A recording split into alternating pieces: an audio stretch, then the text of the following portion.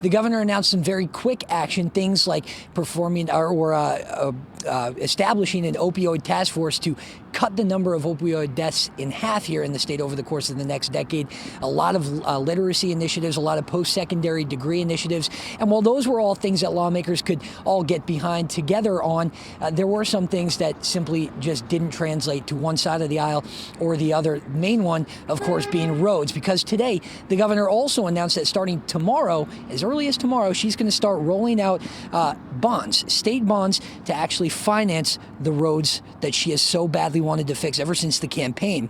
It's like any other bond, but GOP lawmakers said that is not a good thing. It would leave the cost of fixing the roads to future generations. And even the lieutenant governor told us afterwards that it was more of a financing tool than a funding tool. And most Democrats said, though, they're fine with it. They want the GOP to get on board or get out of the way. And of course, road funding is what held up that finalized budget last year. A long, drawn-out battle, and with another budget negotiation picking up next week, we asked lawmakers if they were encouraged by anything they heard tonight going into those talks. I do think it was growing pains, and I think that we put together a framework at the end of last year that we can work around as far as the budget negotiations go. That'll make it not drag out as long as it has. Having kind of sparred one another for a year, I think we'll be better able to work bipartisanly and get some stuff done. I don't think anybody won coming out of the battle last fall as far as the line item vetoes and waiting until the last minute. So I don't see that being repeated this year.